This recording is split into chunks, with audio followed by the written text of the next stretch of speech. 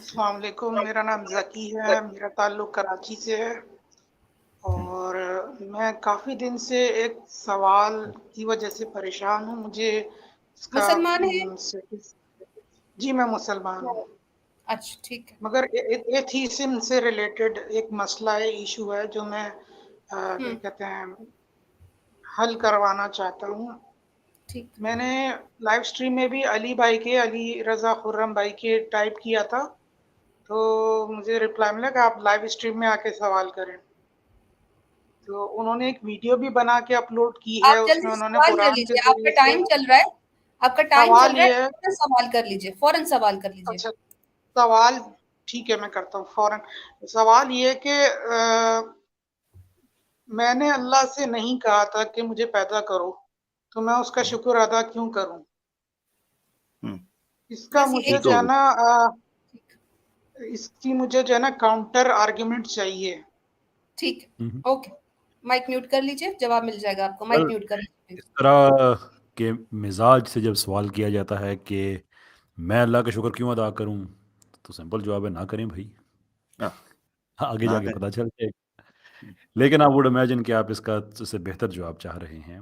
تو اس کا بہتر جواب جو ہے وہ، اگر میری میموری مجھے ٹھیک سرو کر رہی ہے، تو غالباً سورہ احزاب میں اس کے آخری حصے میں اللہ تعالیٰ نے ڈائریکٹ اس کا جواب دیا ہے کہ میں نے امانت پہاڑوں کے اور بڑی مخلوقات کا ذکر کیا کہ ان کے سامنے رکھی تو وہ ڈر کے پیچھے ہٹ گئے، لیکن انسان آگے بڑھا اور اس نے کہا کہ اس کو ہم سنبھالیں گے، جس پہ اللہ نے تبصرہ بھی کیا کہ یہ بڑا ظالم اور جاہل ہے.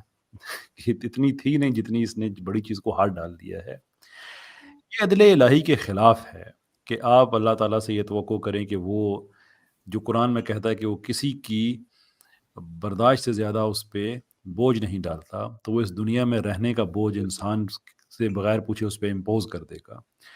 یہ اس جہاں کی بات، زمانے کی بات ہے کہ جب انسان اور ہم سب یقیناً کوئی قابل ذکر شے نہیں تھے، اور ہر چیز کسی اور فارم میں ایک اور جہاں میں موجود تھی، جہاں پہ یہ امانت جو خلافت ہے، جو خلیفۃ الارض کی امانت ہے، یہ جب باقی مخلوقات کے سامنے رکھی گئی تو انہوں نے نہ کر دیا، لیکن انسان نے کہا کہ نہیں ہم کریں گے اس کو.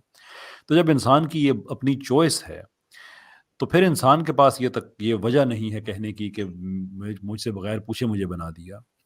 ایسا نہیں ہے.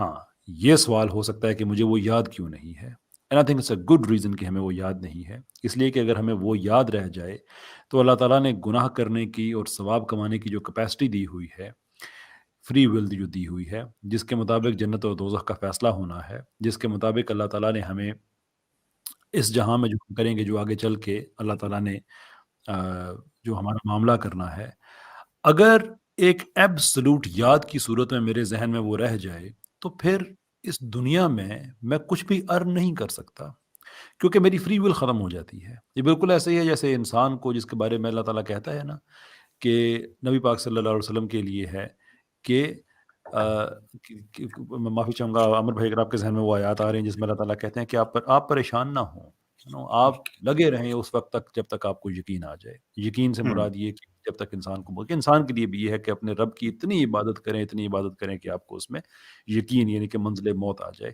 وہی یقین جس کے بارے میں اللہ تعالیٰ ایک طرف سورہ زمر کے آیت نمبر 53 میں کہتے ہیں کہ اللہ تعالیٰ رحمان کے بندوں کو بتاؤ سب کچھ معاف کر دے گا، لیکن منزل یقین سے پہلے کہ قرآن میں اس کو بیلنس کیا کہ جب موت کا وقت آ جائے تو پھر کوئی توبہ شبہ نہیں ہے، کیونکہ اس وقت تمہیں یقین آ گیا کہ دنیا سے تم جا رہے ہو. تو اگر یہ یقین ہمیشہ انسان کے پاس ایویڈنس کی صورت میں رہے، جیسے موت ایویڈنس کی صورت میں سامنے آ جاتی ہے، تو پھر گناہ ثواب کچھ بھی میٹر نہیں کرتا. ہر وقت انسان جو ہے وہ ہر چیز جو ہے وہ اپنی فری ول کو یوز ہی نہیں کرے گا، امتحان اس کا شروع ہی نہیں ہوگا.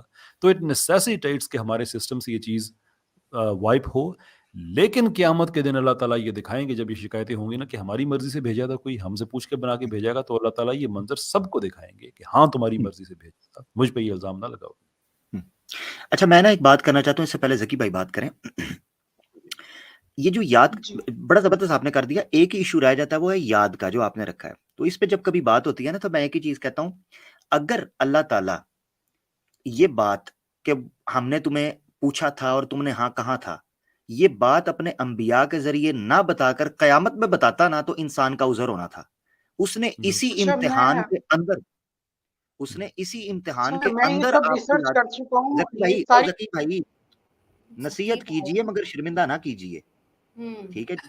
हाँ, दरवाजा दस्तक के लिए होता है, तोड़ने के लिए नहीं, ठीक है जी। अच्छा, बात यह कहने की अल्लाह ताला ने अंबिया को भेज के इसी दुनिया के अंदर आपको याद करवा दिया, वो उधर चला गया।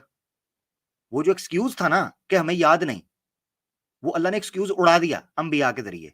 इसीलिए अंबिया के बारे में कहा कि ये अंबिया हुज्जतुल्लाही, ये अल्लाह की हुज्जत होते हैं, उस एक्सक्यूज को रिफ्यूट करने के लिए कि कल क़यामत के दिन कोई बंदा उठ के ये ना कह सके कि मुझे याद नहीं, नंबर 1। तो इसलिए याद वाला मसला अल्लाह ने खत्म कर दिया अंबिया के जरिए। दूसरी बात ये कह रहे हैं कि जी वो अल्लाह ने मुझसे पूछा कोई नहीं, तो ये भाई पहला झगड़ा, क्योंकि अल्लाह तो नजर नहीं आ रहा ना, अल्लाह को आप कुछ नुकसान पहुंचा सकते हो, ये अल्लाह ताला कादिर मुतलक है। माँ बाप तो आपको नजर आ रहे हैं ना, तो पहले अपने माँ बाप को पकड़ें, क्योंकि उन्होंने भी आपकी इजाजत के बगैर आपको दुनिया में भेजा है। पहले उनको पकड़ें क्योंकि वो आपको नजर आ रहे हैं, घर में ही हैं, तो पकड़ लें जरा जी।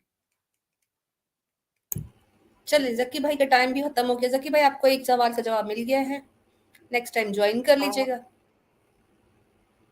ठीक है, नेक्स्ट टाइम मैं आता हूँ।